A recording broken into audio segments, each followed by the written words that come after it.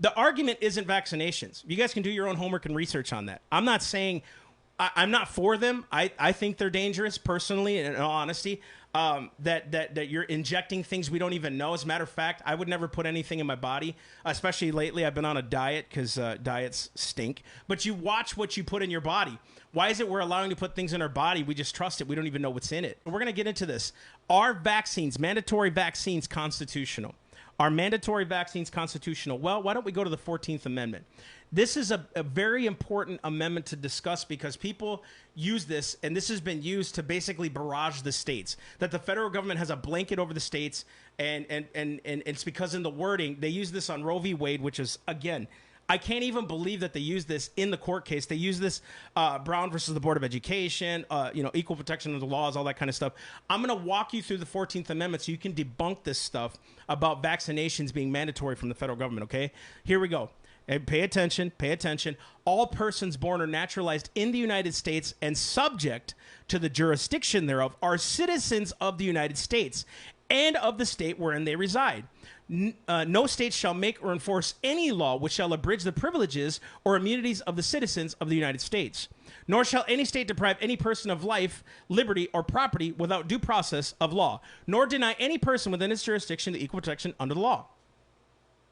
Let me break that down. Let's go to the first sentence real quick. All persons born or naturalized in the United States and are subject to the jurisdiction thereof are citizens of the United States and the state where they reside. Does this have anything to do with vaccinations?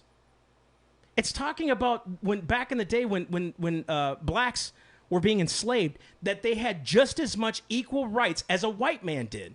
This was talking about trying to basically constitutionalized law to make everybody equal. Had nothing to do with anything else except naturalization. Had nothing to do with forced taxes, had nothing to do with forced vaccinations, had nothing to do with forcing you to wear your seatbelt because it's a federal law. None of that stuff. And these are just examples. I'm just throwing things out there. Had nothing to do with forcing people to recognize the way that the government views marriage. It had everything to do with naturalization right here.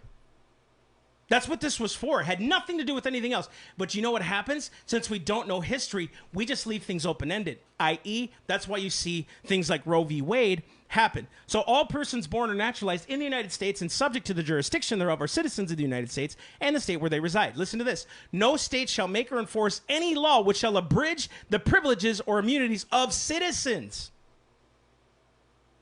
So in other words, it just said you can't abridge my rights.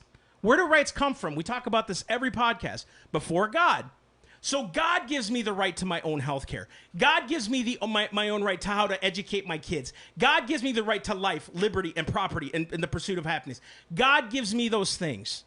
God gives me the right to speak and preach. God gives me the right to peaceably assemble and to petition the government. God gives me the right to worship God the way I see fit in my conscience. Has nothing to do with vaccinations or anything else that they've been using, and using this as a battering ram, as a matter of fact, right? So let's continue.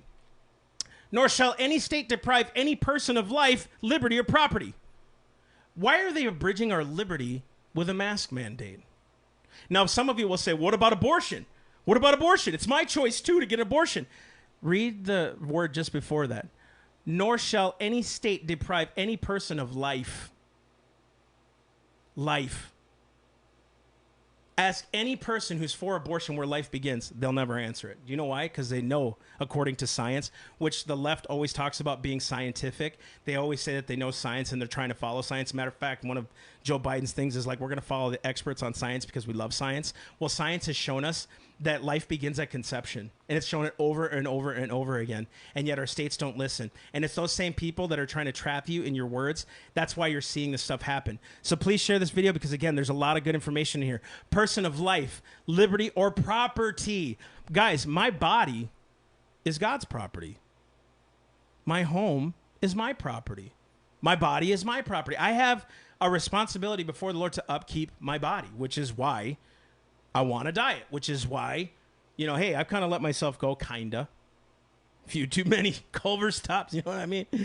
Good night. Come on with those Butterburgers. I'm sorry. So life, liberty, or property without due process of law. Due process of law. Due process of law. Can the Congress pass laws that are unconstitutional? That's a real question. Can the president enact a law that's unconstitutional without Congress's approval? We've seen it happen. Guys, this whole 14th Amendment stuff is real. First Amendment, real. Seriously, this is craziness in action, and we don't even see it.